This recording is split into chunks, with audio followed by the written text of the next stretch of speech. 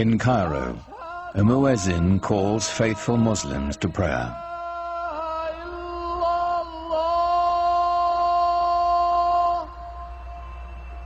It's the same call that sounds 5 times a day, every day, in cities across the world.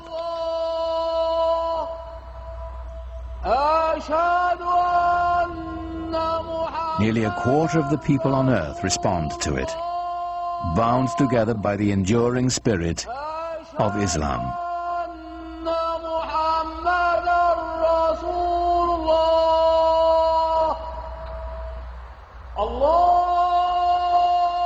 God is most great, the muezzin calls.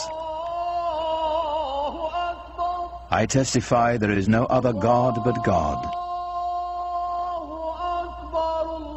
I testify Muhammad is the messenger of God.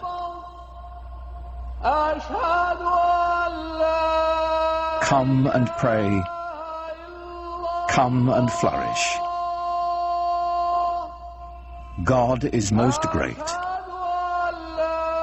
There is no God but God.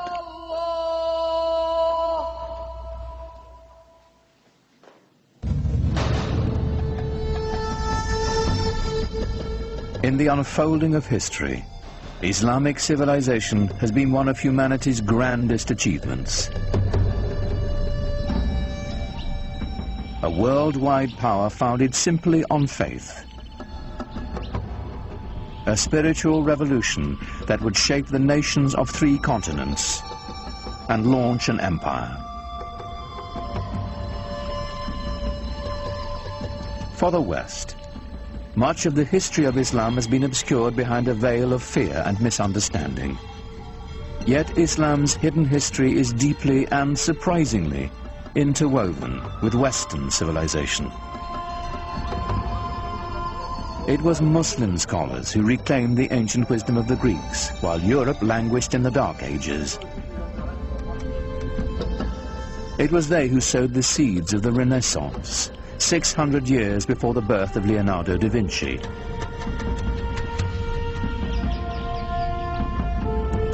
From the way we heal the sick, to the numerals we use for counting, cultures across the globe have been shaped by Islamic civilization. But all this began with the life of a single, ordinary man, and the profound message he proclaimed would change the world forever. His name was Muhammad.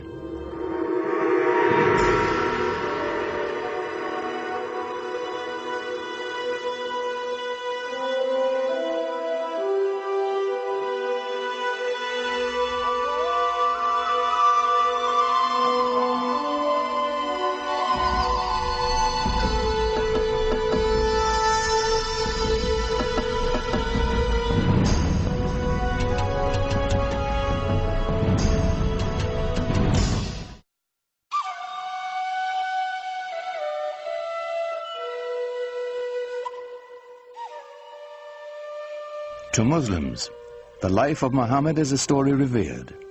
In its mysteries as much as its certainties, there are beliefs held sacred. Whatever we can tell about the Prophet, of course, is screened through the filter of what has been preserved over the centuries and what people have wanted to preserve. And it's very difficult to pull out from all of these different sources that are very adoring and the ordinary human being that the person that he was.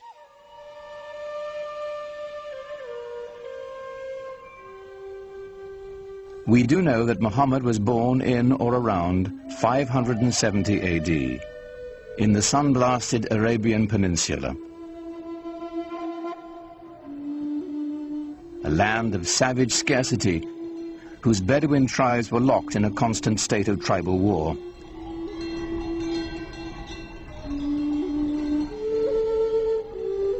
While still an infant, Muhammad's parents gave him his first taste of life in the desert.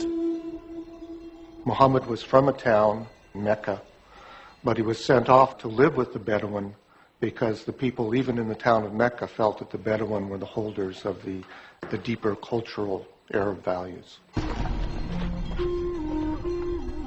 And the Bedouin view the townspeople as having lost their really authentic roots in Arab culture and the poetry and animal husbandry and all the things that they do so well. By the time Muhammad was 6, both of his parents had died, and he was taken under the protection of his uncle, chief of his clan. Being an outsider gave him a singular perspective. He'd been orphaned early and developed very early on a passionate sense of concern for those who are left out of society. To be orphaned in a tribal society where clan and family relationships are your keys to everything, success, status, honor, dignity, is to face what it really feels like to be marginalized. And that obviously had a very deep impression on him as a young man. In some ways, it was detrimental, of course, to grow up without parents, but in other ways, he was so adaptable. He had many parents, he had many fathers, he had many mothers, so it made him a child of everybody. Muhammad's clan, like Arabs all across the Arabian Peninsula, would share the stories that had been told and retold for generations. Pre-Islamic Arabian civilization was largely an oral culture, and was tremendous respect for and admiration for people who could express themselves orally, and especially those who could recite poetry almost at the drop of a hat. Some of the most important people in a tribe were the poets. As they sang of the glory of the tribe, they told the story of the tribe. To the Bedouin, the word had a mystical importance.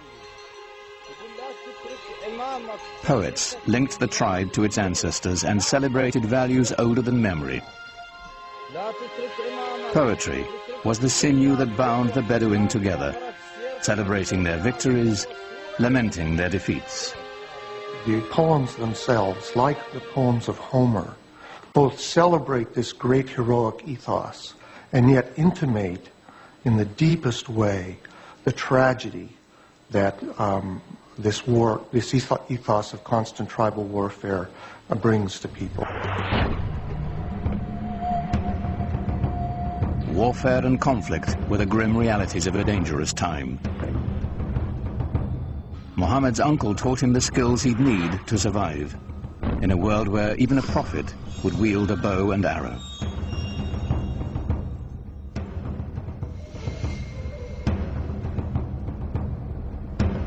In a wilderness punished by the elements and bereft of water, rivalry over a single well could provoke a blood feud for generations.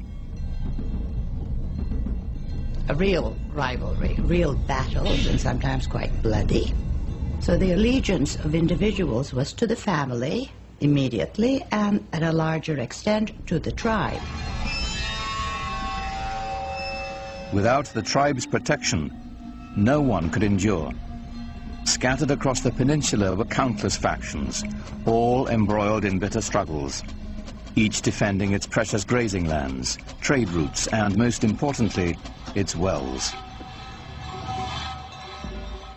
Well, you have to understand, in most of the lands are dry, and so water is something that everyone always considers precious. For those of us in climates that are more heavily watered, it's difficult to understand the depth and the centrality of the symbol of water in societies that are desert and in which it only rains once or twice a year, and in which a little water makes the difference between life and death.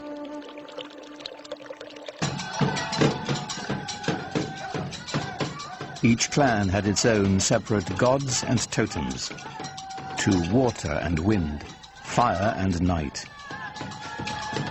They were kept in the caravan town of Mecca, in a shrine of wood, stone, and cloth. It was called the Kaaba, the Arabic word for cube.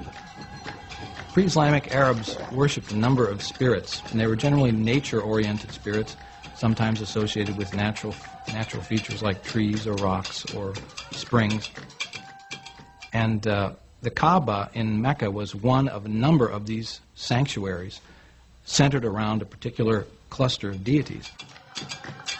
It was said the Hebrew patriarch Abraham himself built the Kaaba centuries before, and that a sacred black stone it held within had fallen from the sky.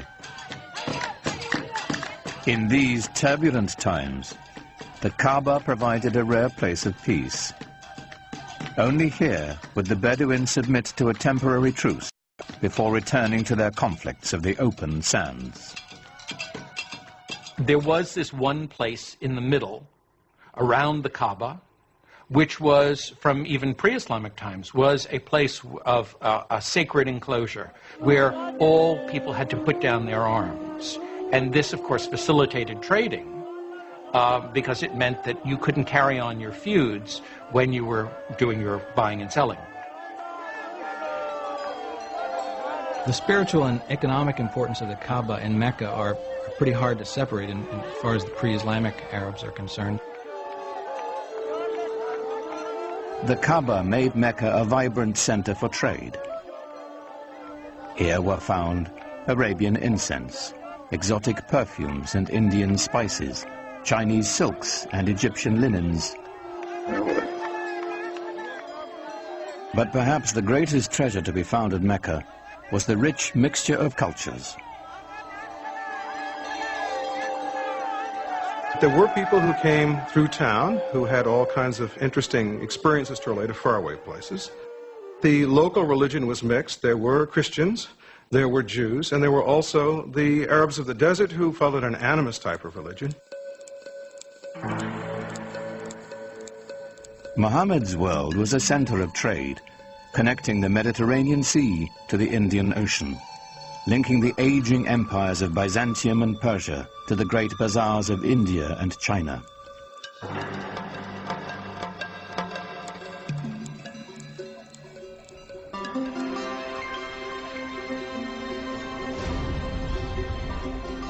Muhammad became a merchant.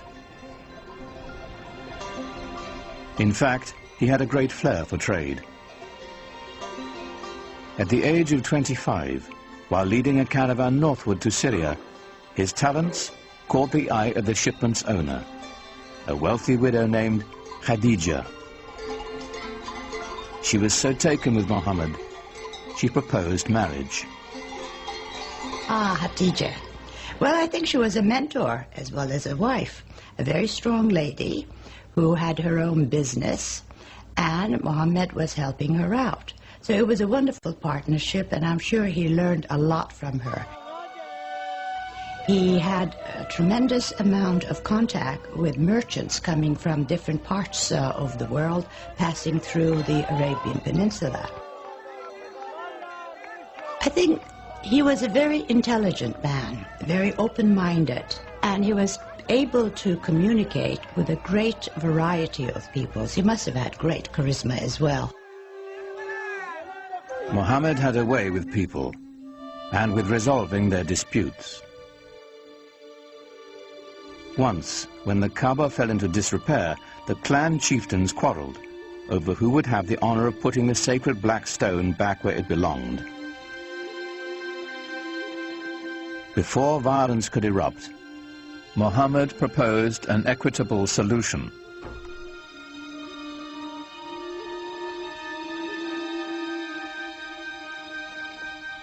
United in the effort, the four leaders shared the weight and the honor. In gratitude, they invited Muhammad himself to replace the sacred stone.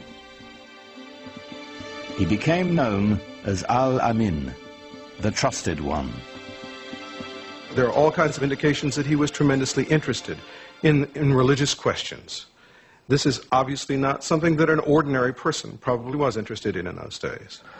He talked to sages, Arab sages. He talked to Jewish and Christian sages who lived in the area. He used to go up into the rock hills around Mecca and meditate, think about things. And at some point had this extraordinary vision, which is spoken about very evocatively and elusively.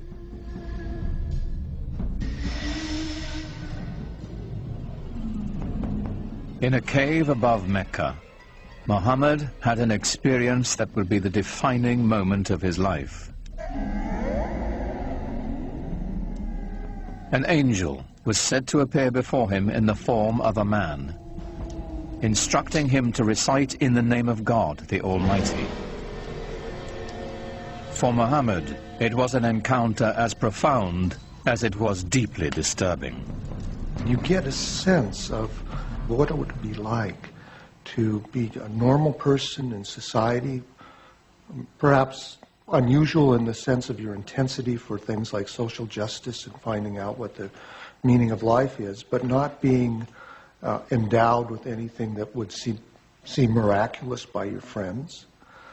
And all of a sudden having this voice come to you and then come out of you as you speak it and recite it to other people. And that is the beginning of the prophetic career of Muhammad.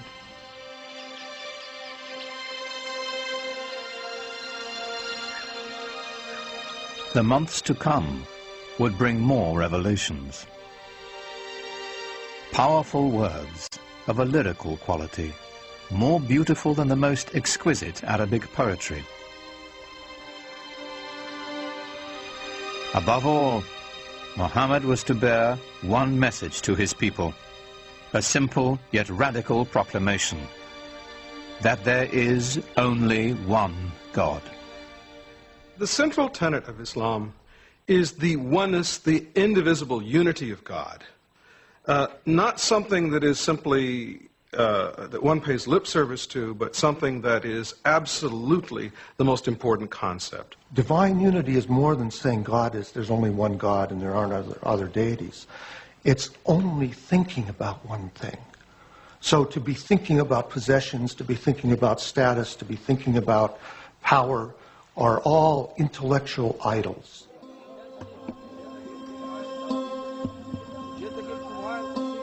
The implications were staggering. One God meant one people.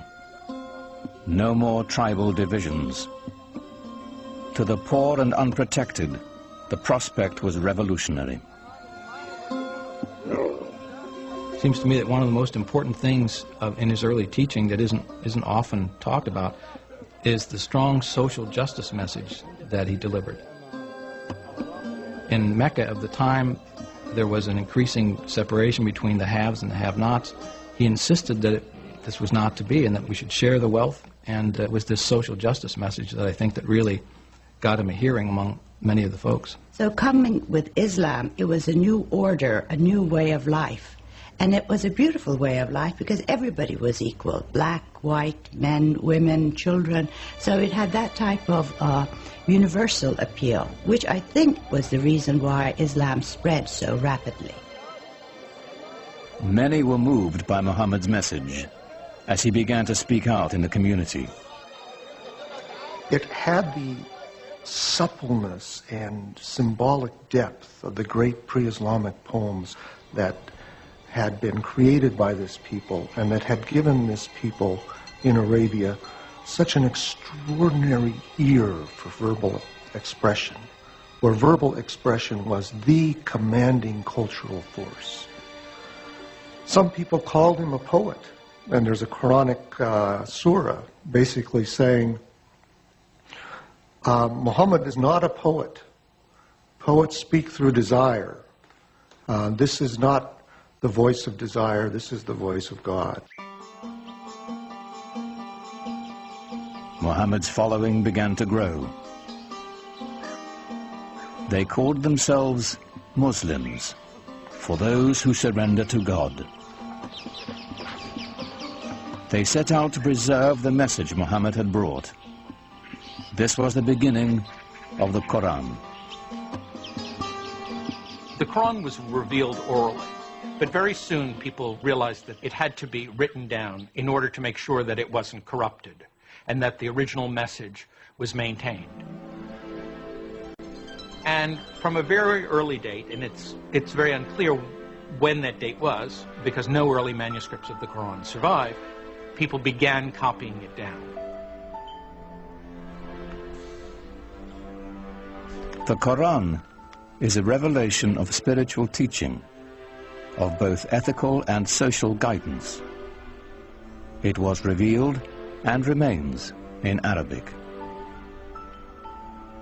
What's so extraordinary about the Quran is its naturalness, so that it can say the most powerful cosmic things with a sense of intimacy, so that power and tenderness come together constantly in the Quranic language. With words alone, the Quran delivers its vision to the faithful. Its imagery conjures a picture of the afterlife that resonates with all the power of traditional Bedouin poetry. Imagine yourself in the desert, surrounded by dust, by the glare of the sun. You wear cloaks to cover your body because the wind will just sear your skin right off your face. And you walk into an oasis. The temperature drops dramatically. There's a quiet there. The wind is no longer howling. Everywhere you look, you see green and color are symbolically tied to one another. And the Quran can conjure that up with just a few briefly chosen words.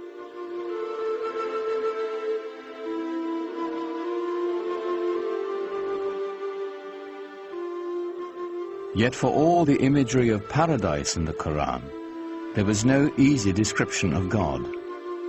The mystery would remain. It's very difficult to talk about God without reifying God. Reifying to make God into a thing, or anthropomorphizing God, to make God into a projection of our own human self. And that's why Muslims don't like sculpture, for example, traditionally, because they believe that there's that danger. And the Quran avoids that by constantly shifting the pronouns, so we can't really reify God and get an image, a physical image of God. Rather than a physical image of God or of Muhammad, it is the beauty of the Quran itself that is celebrated in Islam. Islam developed in this context where pictures were not favored. The Quran, as it was revealed, was God's representation on earth, and Muslims felt from a very early time that the only just representation of God, God's word, was the Quran itself, not any picture of God, certainly not, because you couldn't represent God, and certainly not a picture of Muhammad, because he wasn't divine.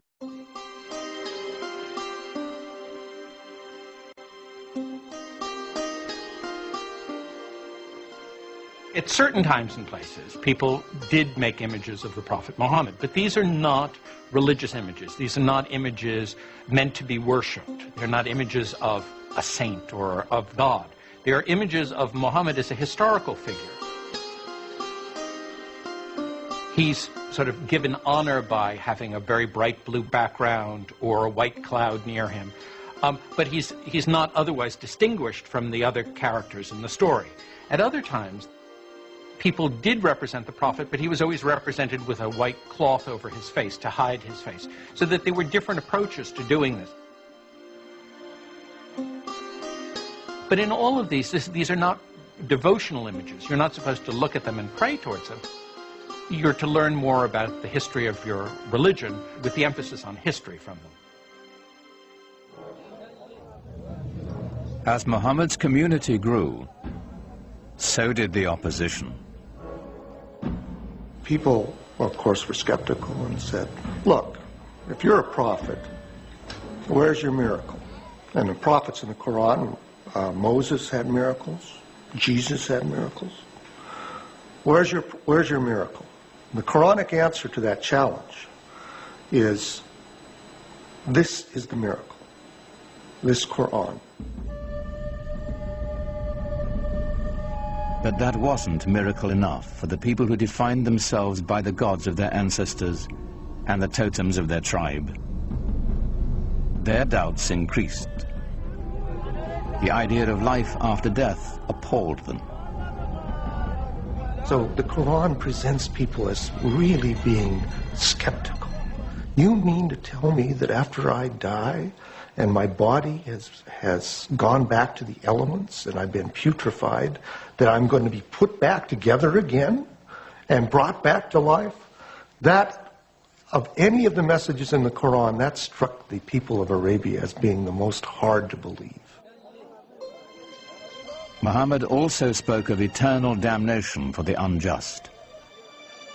He used the language of apocalyptic imagery, talking about the signs of the ends of time, when the mountains crumble, when the skies are rolled up like scrolls, then you will know what responsibility you bear for your actions. There are references to those who are unjust going to the fire.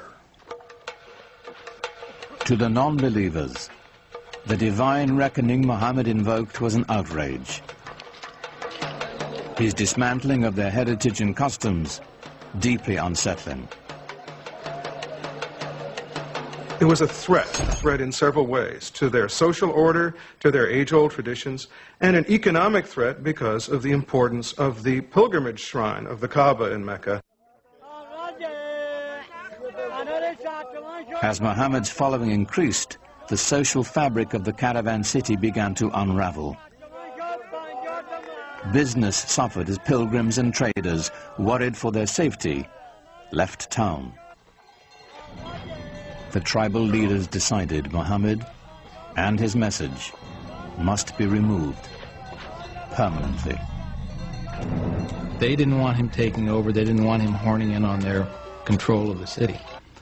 They made things very difficult for him, perhaps even plotted his assassination. They tried to keep him away from the Kaaba. They did everything they could to try to run him out of town. They demanded that Muhammad's uncle remove his clan's protection from the Prophet, which would clear the way for his murder without the threat of retribution. But his uncle refused. The battle lines were drawn.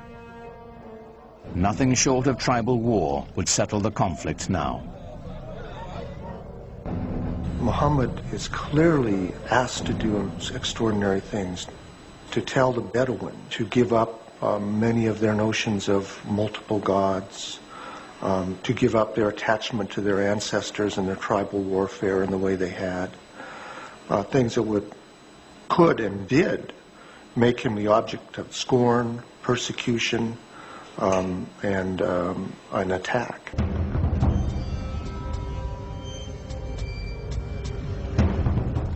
Muhammad's followers were forced from the marketplace and starved. Those without clan protection were tortured and killed.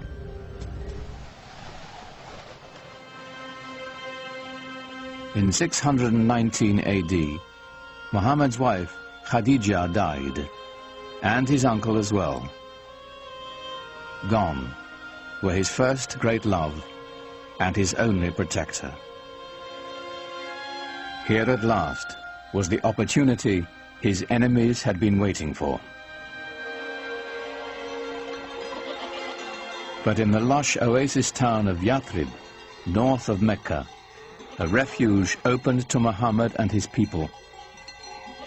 Clan rivalries had become deadly in the town, and they desperately needed a peacemaker. They had heard that Muhammad was a very trustworthy man. They heard that he had great arbitration skills, and they thought, let's see if we can't get him up here and help us out. So they invited him.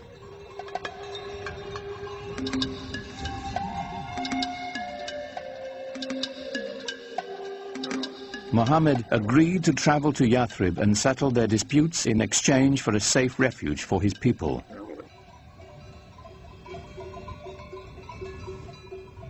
For Muhammad's followers, leaving the place of their ancestors, their families and tribes, was the ultimate test of devotion.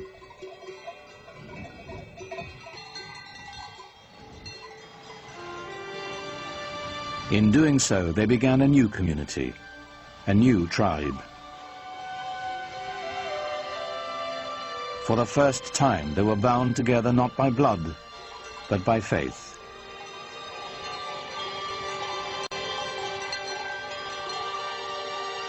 In the course of a single caravan journey, Islam marks its true beginnings.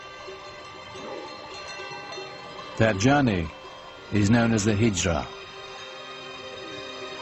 622 in the Christian calendar marks the Muslim year 1.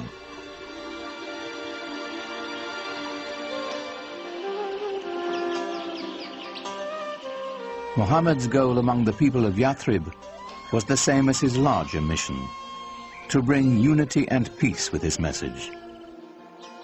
He was asked to be a Solomonic figure, to mediate tensions between tribes that seemed intractable. As his work succeeded, the town will become known as the city of the Prophet, Medina. Muhammad's great task in Medina was to try and bring together these various groups and to try and forge a community of believers in a way that would bring people together in a sort of harmony. To the divided clans of Medina, Muhammad offered a vision of solidarity. But even as he spread the word of Islam, he didn't challenge the beliefs of other faiths. Islam sees itself in relationship to the earlier revealed religions of Judaism and Christianity and treats them as people of the book.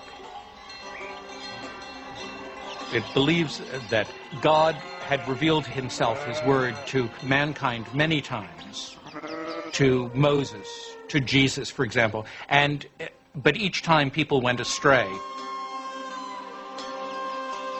Throughout the Quran, we have a sense of the humanity of Muhammad, his humbleness as a person, and the extraordinary challenge of the mission he was given by this divine revelation.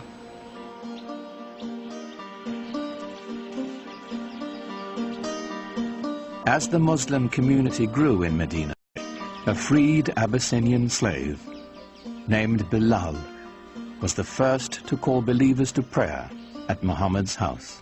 Allahu Akbar! Allahu Akbar! It was the first mosque. Allahu Akbar! Allahu Akbar! Ashhadu an la ilaha illallah. The call to prayer has within it the first Islamic pillar, which is the affirmation of God's unity. La ilaha illallah. That beautiful phrase which many Muslims chant over and over in their mind or vocally to constantly remind themselves of the unity of God and the unity of what we should focus on in our life.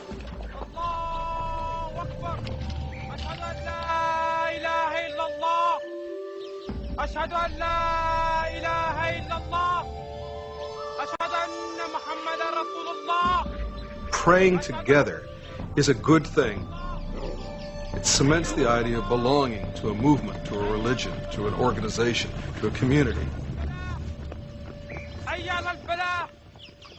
The result is something very, very powerful, even to watch, even for a non-believer or someone from another religion. We carry out physical gestures of prayer in worship that unify our body and our mind and our soul, all at the same moment of bowing and touching our head to the ground toward that exact center. What could be a more powerful symbol of unity? It's said that while he was in Medina, Muhammad received a revelation, instructing those in prayer to face in the direction of the Kaaba in Mecca. Though filled with pagan idols, it was still the shrine of Abraham, the first believer in the one true God.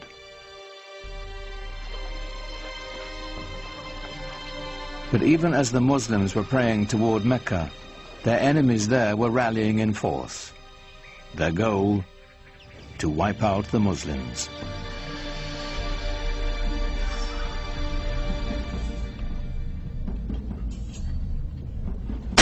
Muhammad's people began to gather arms.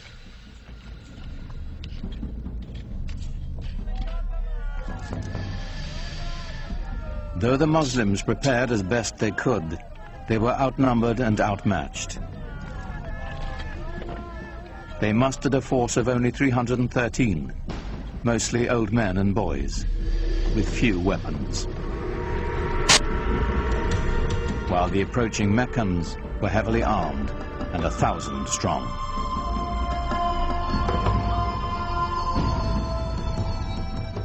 For years, Muhammad had tried to bring Islam to the people of Mecca peacefully. Now it was time to fight.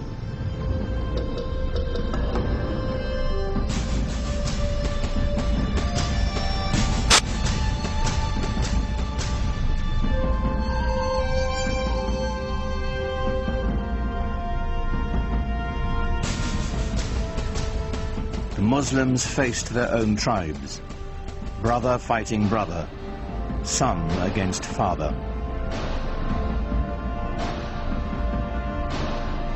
Yet they came armed with a powerful weapon, a passionate belief in their faith. Muhammad's troops fought with every confidence that God's will was guiding them.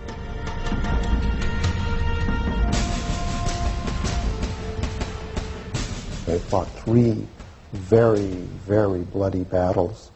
At one point, the entire young Muslim community was right on the edge of annihilation.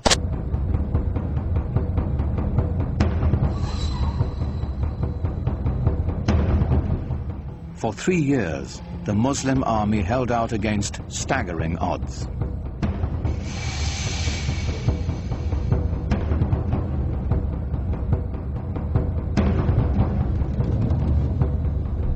As word of the fighting spread, other Bedouin tribes saw God's hand in Muhammad's victories. One by one, the peoples of the desert began to join in his struggle. The Muslim army grew, and the tide began to turn.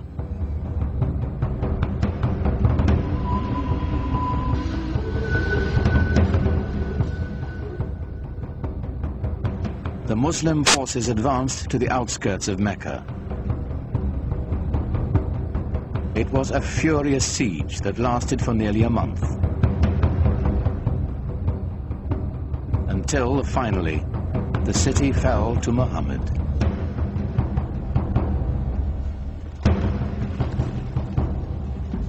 In 630 AD, the terrified people of Mecca braced for the onslaught. Muhammad's army was returning home, now 10,000 strong.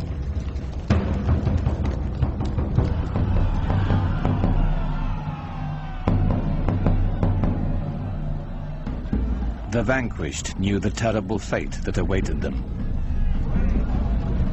According to the modes of tribal warfare, the Meccans could expect a big revenge. The men are usually killed, women and children are sold into slavery. There's little pity for the loser in a tribal war. Of course, that's standard around the world.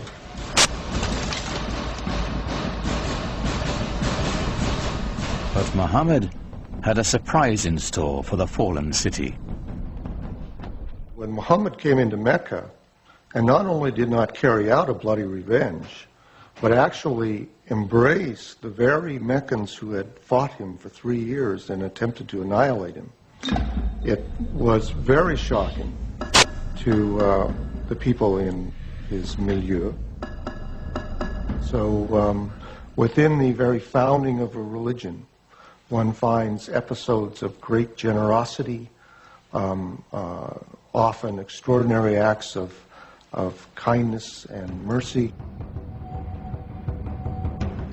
But not all of Mecca escaped Muhammad's wrath. Flush with victory, his troops marched straight to the Kaaba. 7 times they circled the shrine, as those who had come to seek its protection appealed to their idols. But it was not the pagan people Muhammad had come to destroy. It was their gods. He raised his staff, and the tribal gods of his ancestors smashed into dust. When Muhammad entered Mecca and entered the shrine and destroyed the idols in the shrine, this is of great cultural and symbolic importance in Islam. By breaking the idols, he was breaking apart the tribal system in which each tribe really had its own independent deity. This was shocking to the Bedouin. This was saying the gods of our fathers are being destroyed. In some sense, you're saying that our fathers themselves were deluded. How can you say this in a tradition in which relationships to one's father and tribe were primary? So this act of iconoclasm then is seen as an act of prophetic violence that has just as much importance in Islamic tradition as Moses' breaking of the tablets when he saw the idolatry at Mount Sinai, or Jesus' casting the money sellers out of the temple.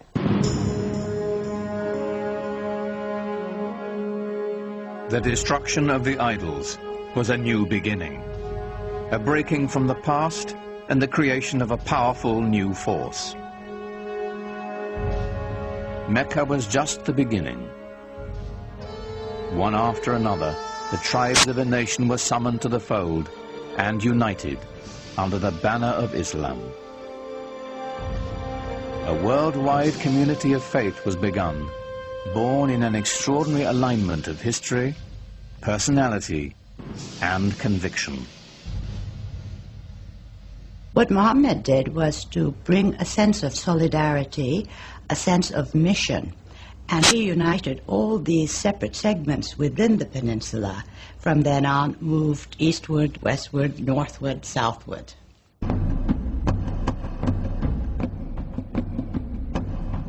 The Muslims turned to the north, swept into present-day Lebanon and Syria.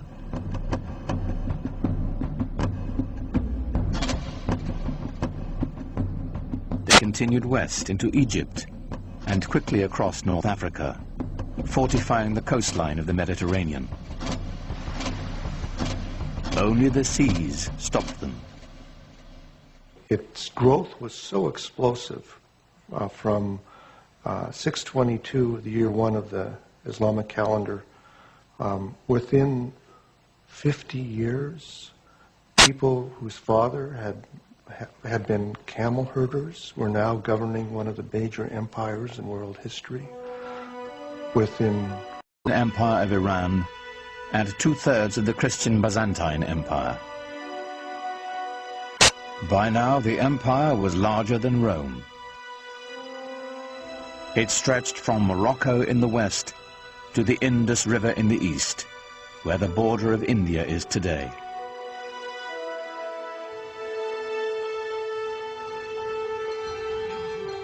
How had it happened that so small an army could conquer an area so large, so fast, so easily? Islam's success in expanding into the central Middle East and across North Africa was due in large part because people were fed up with previous regimes. So the idea that Muslims were going across the world saying convert or die is really not accurate, not at all. That it didn't have a heavy hand. They didn't rule with a heavy hand. They allowed the conquered peoples to maintain their administrative structures. They allowed the Christians and the Jews to maintain their religious law and to be governed by them. And so, in many cases, conquered peoples did not feel the presence of the new regime very heavily. Certainly for individuals who felt themselves exploited or downtrodden by an oppressive and even sometimes parasitic priesthood, the idea of Islam being a religion essentially free from clergy must have seemed very attractive. It's the times that creates the movement, and sometimes the men. The Roman Empire had collapsed. The Byzantine Empire wasn't strong enough. There was a need for a new vision, a new way of looking into life. And I think what happened at that time, Muhammad's mission, filled the void that the societies wanted. They really wanted some sort of solidarity in their lives. The lessons of the Quran, so successful for the Muslims in Medina and Mecca, were playing out on a global scale. As the conquest swept through Syria, the Muslims held their Friday prayers in the Church of St. John the Baptist in Damascus, allowing its Christian congregation to continue their services on Sunday. Side by side, the two faiths shared the same building, in peace.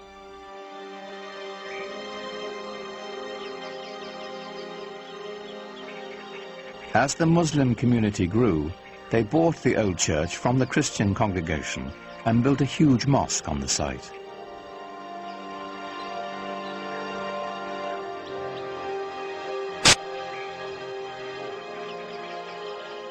With Byzantine artisans, they decorated it with golden mosaics of an Islamic paradise.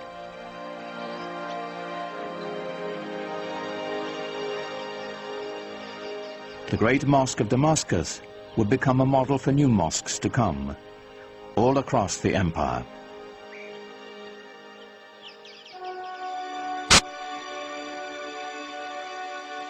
The Arabs transformed their conquered lands, maintaining, improving, or expanding the infrastructure.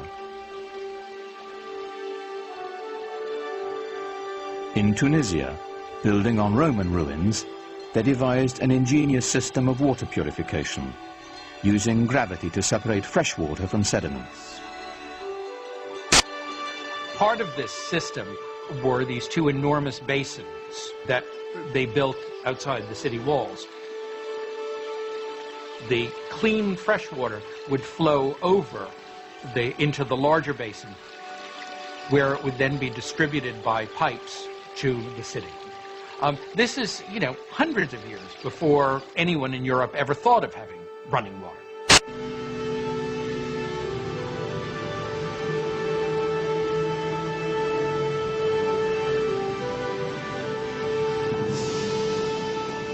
All over you find schemes for bringing water from the mountains where there was more water to the plains where there might be less water. They resurrected elaborate irrigation systems, filling the old stone aqueducts with precious water.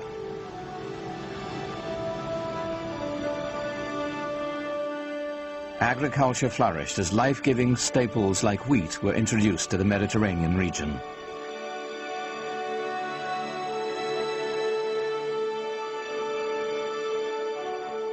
But Muslims saved their most monumental feat for the holy city of Jerusalem. Islam's first great work of art is the Dome of the Rock. It was built in a city that was holy to Christians and Jews, and it's spectacular. Like Mecca and the Kaaba, the significance of this holy site goes back to Abraham, for the rock within is said to be the place he nearly sacrificed his son. It was built to rival the nearby Church of the Holy Sepulchre, where Jesus was said to have been buried. What's extraordinary about the Dome of the Rock is how perfect it is. People revered this site as some place that was holy to Abraham and to Isaac. Imagine, if you will, these new guys coming in and taking over this piece of prime real estate and building a new building for a new religion that sits on top of a mountain and sparkles and glitters in the sunlight for everyone to see. This is not something that a fly-by-night. This is something big and important. Islam has come to stay.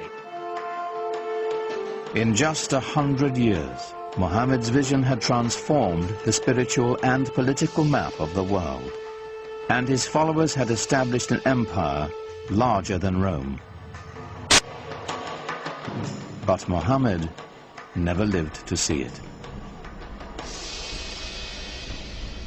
In the 11th year of the Islamic calendar, 632 AD, only 2 years after the taking of Mecca, Muhammad died.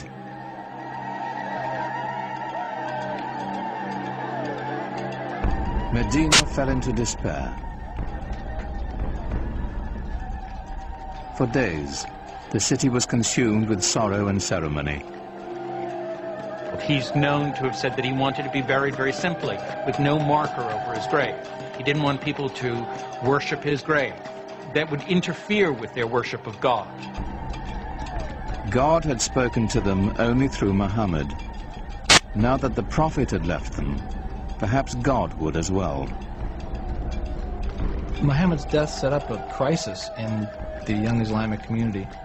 The question of succession was the first thing that really occupied people's concerns.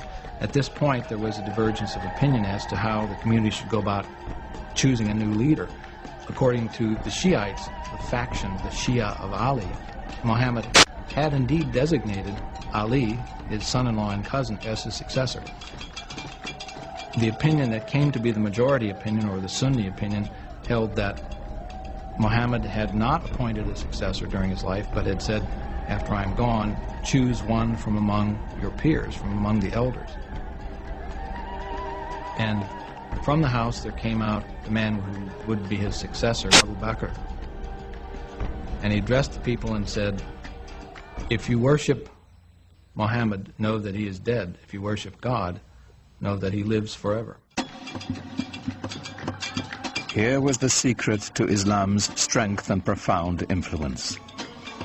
The unifying power of one God, merciful and compassionate, the power of one people, bound by a common faith. Muhammad did not lead the conquest or create the empire to come. The transforming power of his message did. Out of that message would spring a font of knowledge that would transform humanity, as Islam continued to spread its reach far and wide. Awaiting the Muslims would be a new age. They would be destined for enlightenment, for new horizons, and a clash of great powers, the like of which the world had never seen.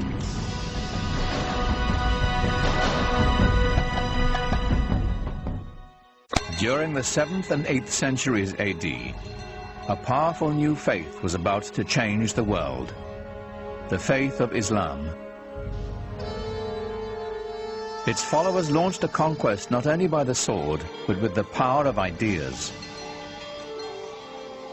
200 years after the death of Muhammad, his message and the new Arab empire were transforming 3 continents.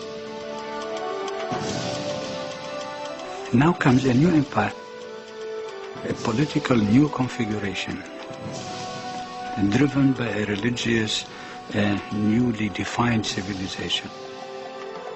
This new civilization expanding beyond its own dreams within a period of very short time. Literally, the largest empire